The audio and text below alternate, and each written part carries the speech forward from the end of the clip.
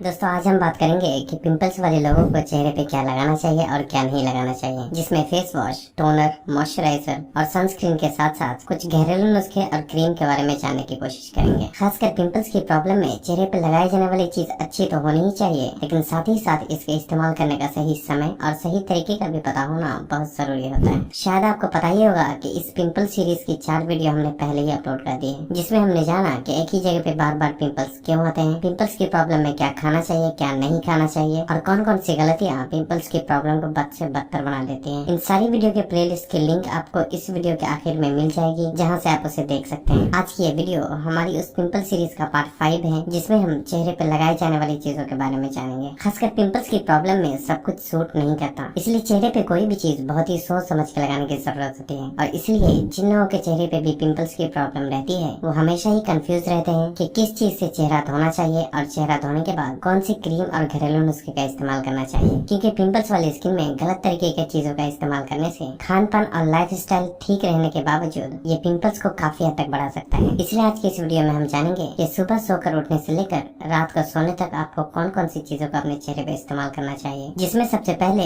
यानी कि स्टेप 1 में पिंपल्स वाली स्किन के लिए सबसे अच्छे फेस वॉश के बारे में जानेंगे, और उसके बाद स्टेप 2 और 3 में जानेंगे कि ऑयली स्किन को कंट्रोल करने के लिए किस तरह के टोनर और मॉइस्चराइजर का इस्तेमाल करना चाहिए। स्टेप 4 में चेहरे को धूप से बचाने के लिए सबसे अच्छे सनस्क्रीन के बारे में जानेंगे, और फाइनली स्टेप 5 यानी कि आखिरी में जानेंगे कुछ सबसे असरदार घरेलू नुस्खे और क्रीम के बारे में, जिसका आपको सिर्फ रात में इस्तेमाल करना होता है। इसलिए अब शुरू करते हैं स्टेप नंबर 1 यानी सुबह उठकर चेहरा धोने से। दोस्तों पिंपल्स की प्रॉब्लम में ऐसे फेस वॉश का इस्तेमाल करना चाहिए जो कि केमिकल फ्री होने के साथ साथ जिसमें natural ingredients, tea tree oil और बेंजोल पेरोक्साइड जैसी चीजों का इस्तेमाल किया गया हो, क्योंकि ऐसी चीजें चेहरे से धूल मिट्टी और पोल्यूशन को तो रिमूव करता ही है, साथ ही साथ पिंपल्स में मौजूद बैक्टीरिया को कम करने में भी बहुत मदद करता है। और जो फेस वॉश ऑयली स्किन और पिंपल्स वाली स्किन के लिए खासकर बनाया गया होता है वो अक्सर ही जेल फॉर्म में आता है, यानी वो देखने में जेली टाइप का दिखता है। और इसी तरह का फेस वॉश ऑयली स्किन और एक्ने प्रोन स्किन के लिए सुटेबल होता है। लेकिन फिर भी एक बात का हमेशा ख्याल रखें कि क्रीम बेस्ड फेस वॉश, साबुन और एक्सफोलिएटिंग पार्टिकल्स वाले फेस वॉश यानी कि खुरदुरे टाइप के फेस वॉश का इस्तेमाल आपको नहीं करना चाहिए, क्योंकि साबुन और इस तरह के फेस वॉश आपके पिंपल्स को और भी ज्यादा बढ़ा सकते हैं। लेकिन ऐसे साबुन का इस्तेमाल किया जा सकता है जो कि खासकर पिंपल्स वाली स्किन के लिए बनाया गया हो, और इसलिए इसी हिसाब से aroma magic Neem and tea tree face wash और एक्ने स्टार सोप पिंपल्स वाली स्किन के लिए एक बेहतर ऑप्शन हो सकता है। मैंने अरोमा मैजिक फेस वॉश इसलिए बताया है क्योंकि ये केमिकल फ्री होने के साथ साथ इसमें नीम और टी ट्री ऑयल का इस्तेमाल किया गया है, जो कि चेहरे से ऑयल डस्ट और पोल्यूशन को निकालने के साथ साथ पिंपल्स की वजह से डैमेज हुई स्किन को हील करने में भी मदद करता है। और एक्ने स्टार सोप इसलिए बताया है क्योंकि इसमें बेंजोल पेरोक्साइड जैसे इंग्रेडिएंट्स का इस्तेमाल किया गया है, जो कि पिंपल्स को सुखाने में बहुत मदद करता है। हालांकि साबुन पिंपल्स वाली स्किन के लिए सुटेबल नहीं होता, लेकिन क्योंकि इस साबुन को स्पेशली पिंपल्स वाली स्किन के लिए बनाया गया है इसलिए इसका इस्तेमाल करने में कोई प्रॉब्लम नहीं है। ख्याल रखें कि आपको एक्ने स्टार सोप और अरोमा मैजिक फेस वॉश में से किसी एक का ही इस्तेमाल करना है। स्टेप नंबर 2 दोस्तों चेहरा धोकर पोंछने के बाद बारी आती है टोनर और मॉइस्चराइजर लगाने की। हालांकि पिंपल्स वाली स्किन में टोनर लगाना जरूरी तो नहीं होता, लेकिन फिर भी अगर आप चेहरा पोंछने के बाद टोनर लगाते हैं तो इसके अपने अलग ही फायदे होते हैं। टोनर पानी जैसा दिखने वाला एक ऐसा स्किन केयर प्रोडक्ट होता है जो कि खासकर ऑयली स्किन में इस्तेमाल किया जाता है, और इसका मेन काम चेहरे पे आने वाले एक्सेसिव ऑयल को कंट्रोल करना और बढ़े हुए रोम छिद्र को कम करना होता है। इसलिए अगर आपके चेहरे पे पिंपल्स के साथ साथ ओपन पोर्स की भी प्रॉब्लम है तभी आपको टोनर का इस्तेमाल करना चाहिए, नहीं तो इसकी बिल्कुल भी जरूरत नहीं है। लेकिन यहाँ आप ये कोशिश करें कि चाहे टोनर किसी भी कंपनी का हो लेकिन वो अल्कोहल फ्री होना चाहिए। स्टेप नंबर 3 अब बारी आती है चेहरे पे मॉइस्चराइजर लगाने की, और जहाँ अक्सर लोग गलती करते हैं। दोस्तों ज्यादातर लोग मॉइस्चराइजर लगाना बिल्कुल भी जरूरी नहीं समझते, लेकिन ऐसा सोचना बिल्कुल भी गलत है, क्योंकि चाहे आप चेहरे पे टोनर लगाए या ना लगाए लेकिन हर स्किन टाइप में मॉइस्चराइजर लगाना बहुत जरूरी होता है। अगर आप चेहरा पोंछने के बाद टोनर लगाते हैं तो आपको 1 से 2 मिनट के बाद मॉइस्चराइजर लगाना चाहिए, और अगर आप टोनर नहीं लगाते तो आपको चेहरा पोंछने के तुरंत बाद ही, जबकि स्किन थोड़ी थोड़ी गीली ही हो,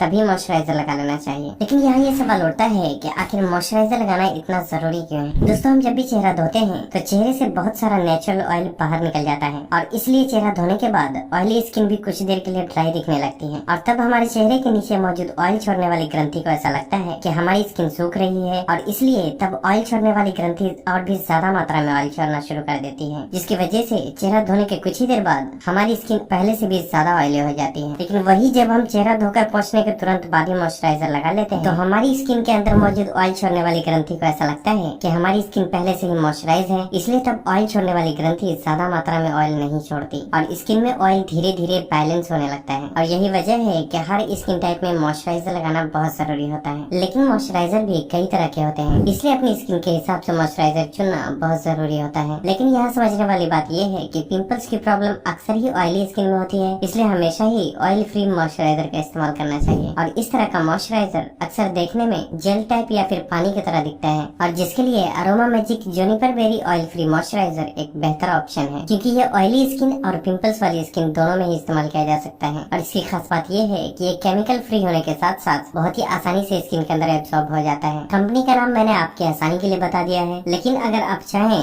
तो इस तरह का मॉइस्चराइजर किसी दूसरी कंपनी का भी इस्तेमाल कर सकते हैं, जो कि आपकी अपनी मर्जी के ऊपर डिपेंड करता है। साथ ही साथ मॉइस्चराइजर लगाते वक्त एक बात का और ख्याल रखें कि इसे बहुत ही थोड़ी क्वांटिटी में ही लगाएं। स्टेप नंबर 4 दोस्तों, खासकर पिंपल्स की प्रॉब्लम में चेहरे को धूप से बचाना बहुत जरूरी होता है, क्योंकि धूप हमारे स्किन से मॉइस्चर को एब्सॉर्ब कर लेता है, जिससे कि स्किन के अंदर से आने वाला ऑयल बहुत ज्यादा थिक और गाढ़ा हो जाता है, जो कि रोम छिद्र से आसानी से नहीं निकल पाता और तब रोम छिद्र में फंसकर पिंपल्स पैदा करने लगता है। इसलिए धूप में जाने से पहले चेहरे पे सनस्क्रीन जरूर लगाना चाहिए, क्योंकि सनस्क्रीन सूरज से आने वाली किरणों को रिफ्लेक्ट कर देता है, जिससे कि स्किन धूप से होने वाले नुकसान से काफी हद तक बच जाती है। लेकिन खासकर पिंपल्स की प्रॉब्लम में ऐसे सनस्क्रीन का इस्तेमाल करना चाहिए जो कि बहुत ज्यादा थिक ना हो और खासकर ऑयली और पिंपल्स वाली स्किन के लिए ही बना हो। साथ ही साथ प्रोडक्ट नॉन कॉमेडोजेनिक होना चाहिए, क्योंकि नॉन कॉमेडोजेनिक प्रोडक्ट रोम छिद्र को बंद नहीं करता, जिससे कि इसे पिंपल्स वाले लोग भी आसानी से इस्तेमाल कर सकते हैं। और इसलिए मेरे हिसाब से रिक्वल कंपनी का सनस्क्रीन एक बेस्ट ऑप्शन है, क्योंकि ये एक नॉन कॉमेडोजेनिक प्रोडक्ट होने के साथ साथ SPF 50 के साथ आता है, जो कि लंबे समय तक स्किन को सन डैमेज से बचाने में मदद करता है। और साथ ही साथ इसमें ऑक्सीबेंजोल, सल्फेट और पैराबेन जैसे हार्श केमिकल का भी इस्तेमाल नहीं किया गया है। और इसकी एक और अच्छी बात ये भी है कि ये खासकर ऑयली स्किन और पिंपल्स वाली स्किन के लिए बनाया गया है, जो कि बहुत ही आसानी से स्किन में एब्सॉर्ब हो जाता है। हालांकि ये एक स्पॉन्सर्ड प्रोडक्ट है, जिसे कंपनी ने मुझे लगभग 1 महीने पहले ही भेजा था, ताकि मैं इसे अच्छे से चेक करके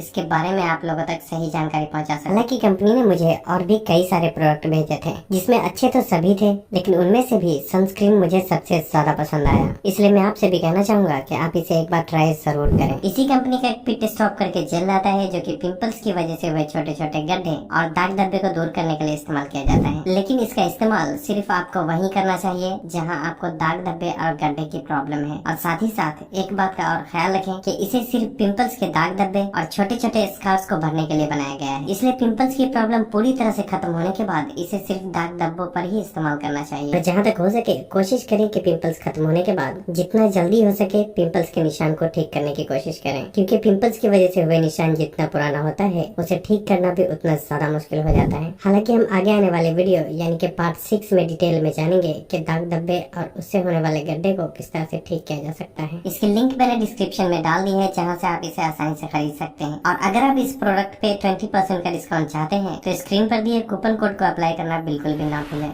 फाइनली स्टेप नंबर 5, अब हम बात करते हैं रात को चेहरे पर लगाए जाने वाले घरेलू नुस्खे और क्रीम के बारे में। पहले हम नुस्खे के बारे में जान लेते हैं, उसके बाद हम क्रीम के बारे में जानेंगे। नुस्खा बनाने के लिए आपको जरूरत होगी ताजा एलोवेरा, नीम के पत्ते और पुदीने के पत्ते की। नीम और पुदीना को बारीक पीस कर पेस्ट बना लें और उसके बाद 1 चम्मच नीम के पेस्ट में 1 चम्मच पुदीने का पेस्ट और 1 चम्मच एलोवेरा जेल मिलाकर अच्छी तरह मिक्स कर लें। उसके बाद फेस वॉश से चेहरा धोकर और उसके बाद इसे वहाँ लगाकर पूरी रात छोड़ दें जहाँ आपको पिंपल्स की प्रॉब्लम होती है, और सुबह उठकर धोकर साफ कर लें। एलोवेरा जेल में हीलिंग प्रॉपर्टीज पाई जाती है, इसलिए ये पिंपल्स की वजह से हुए डैमेज स्किन को काफी हद तक हील करने में मदद करता है। और नीम और पुदीना एंटी बैक्टीरियल होने की वजह से ये पिंपल्स में मौजूद बैक्टीरिया को खत्म करने में बहुत मदद करता है। लेकिन अगर आप ये नहीं कर सकते तो टी ट्री ऑयल को किसी एयरबड्स या कॉटन की मदद से सिर्फ पिंपल्स वाली जगह पे लगाएं, क्योंकि टी ट्री ऑयल में एंटी माइक्रोबियल और एंटी इन्फ्लेमेटरी प्रॉपर्टीज पाई जाती है, जिससे कि ये पिंपल्स में मौजूद बैक्टीरिया, दर्द और जलन को कम करने में भी बहुत मदद करता है। अब हम बात करते हैं क्रीम के बारे में। दोस्तों क्रीम नहीं बल्कि एक जेल आता है जिसका नाम है बेंजोइक एसी, और इसके अंदर जो सबसे मेन इंग्रेडिएंट्स होता है वो है बेंजोल पेरोक्साइड 2.5%। लेकिन यहाँ एक बात का ख्याल रखना जरूरी है कि इसमें 5% वाला भी आता है, लेकिन आपको 2.5% से ज्यादा कंसंट्रेशन वाला यूज नहीं करना चाहिए, क्योंकि इसका कंसंट्रेशन जितना ज्यादा होता है ये उतना ही आपकी स्किन को ड्राई और इरिटेट कर सकता है। साथ ही साथ ये भी ख्याल रखना जरूरी है कि कंपनी चाहे कोई भी हो, हो, लेकिन उसमें बेंजोल पेरोक्साइड 2.5% होना ही चाहिए। ये जेल पिंपल्स को सुखाने का काम करता है और इसलिए